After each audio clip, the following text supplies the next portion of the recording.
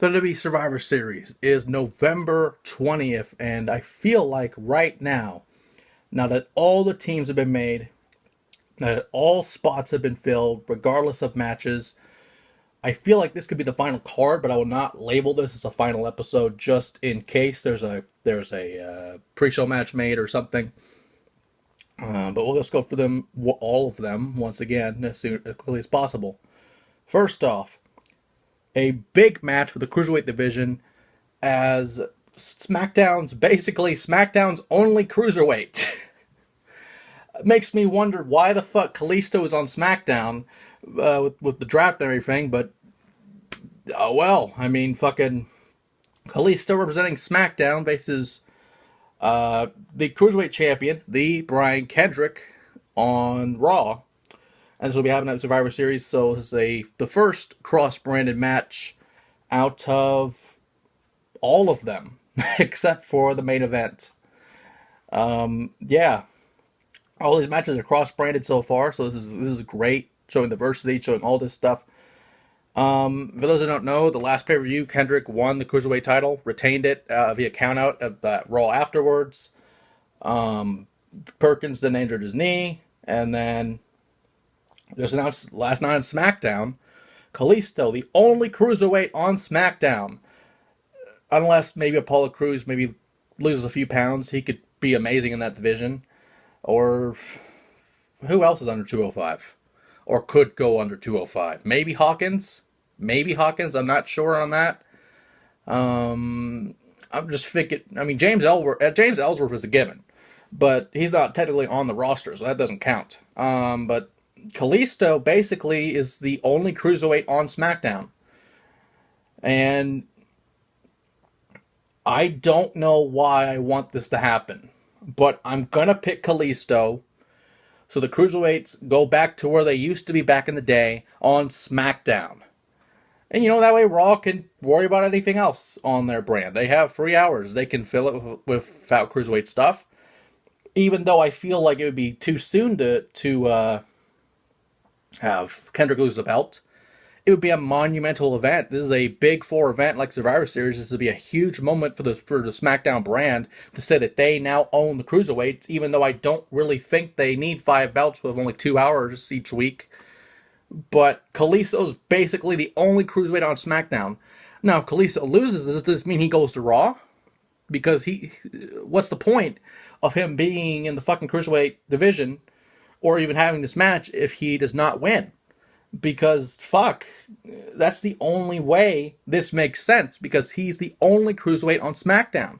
Maybe if some people lose a couple of pounds, maybe they can join the Cruiserweight division, because it's 205, not like the back in the day it was 215, or 220, or 225, so around that kind of weight. Then it really limits who can be in the division.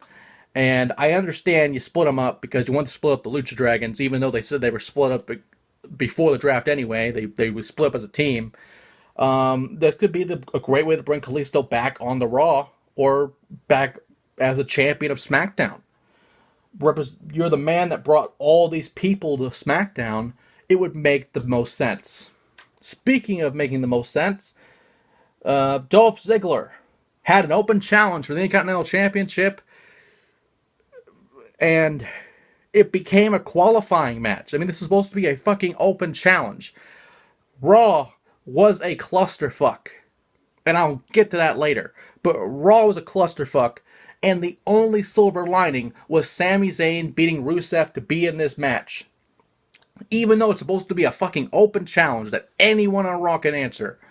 Anyone.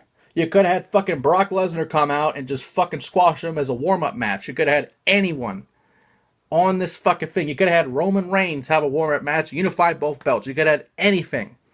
But you had a qualifying match for a fucking open challenge. How the fuck does that make sense? How? Well, before I go into another fucking rant, since the Cruiserweight's probably going to go SmackDown, it would only make sense that the Intercontinental title goes to Raw. However, this match is not technically in stone yet, because Ziggler defends the title on the 900th episode of SmackDown next week against The Miz, which Maurice was the fucking best on this episode of SmackDown. Maurice basically was doing what managers do, talk for their clients, even though Miz doesn't need it. He whispered in Maurice's ear most of the time, as if, he didn't want to say something, she said it, and it made it great. But that is happening next week. For now, since this match is technically on tap for it, I would have to say that Sami Zayn brings the title to Raw. Because what if he loses? Does he go to SmackDown? Did he go to the fucking Cruiserweight division? What fucking happens here to Sami Zayn? Sami Zayn had a match with Braun Strowman that never started. He got fucking killed by Braun Strowman. And now he's just in this match. So he needs to win it. He needs to. Ziggler already has his career. And he could be in the fucking Cruiserweight division. I don't fucking know. Do something. Now we go to the 10-on-10 Survivor Series match. For those that don't know, this means this is the tag team portion of this triple header. The Raw tag team versus the SmackDown tag teams, and they consist of the SmackDown tag team champions, Heath Slater, and a man who is now in the Michigan legislature, Rhino. He won his fucking election last night, and speaking of elections, we'll get to a very big one at another time, because I want to spend a little more time on that. We have, again, Rhino and Slater. We have the Hype Bros. We have Breezango, who qualified last night. We have American Alpha and the Usos. And for Raw, we have the Raw Tag Team Champions, the New Day, although only 2 members of the New Day, as far as I know, can be in this match, unless it makes it fucking 11-on-10, which I don't think that's possible. But, they have to figure that out. I don't know. Because basically, once you or your partner is eliminated, then your partner or yourself is also eliminated in this match. I just forgot to mention that. This is tag team rules. What a member of a tag team's gone, another one is put in the match. Or basically, you or your partner get pinned or submitted. You or your partner are both out.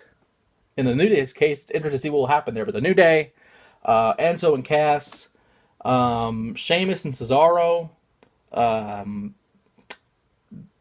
the fucking Puerto Rico, what is their name? Fucking Shining Stars, who won basically by selling R-Truth a timeshare in Puerto Rico. Was fucking great. Another silver lining to a clusterfuck of Raw.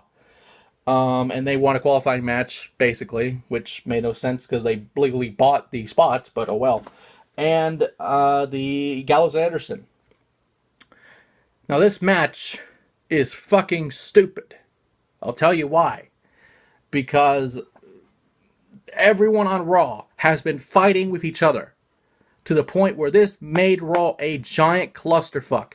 It took the New Day to be fucking Braveheart, to bring back the fucking Braveheart from back in the day, have a Francesca cousin bagpipe, which he couldn't play, obviously, which was fucking hilarious, to the point where Big E is the Black William Wallace, and I fucking love it. It took fucking them doing this shit in Scotland for everyone except Gallows and Anderson, but everyone to be on the same page. And with that, I can only say Gallows and Anderson will ruin this team.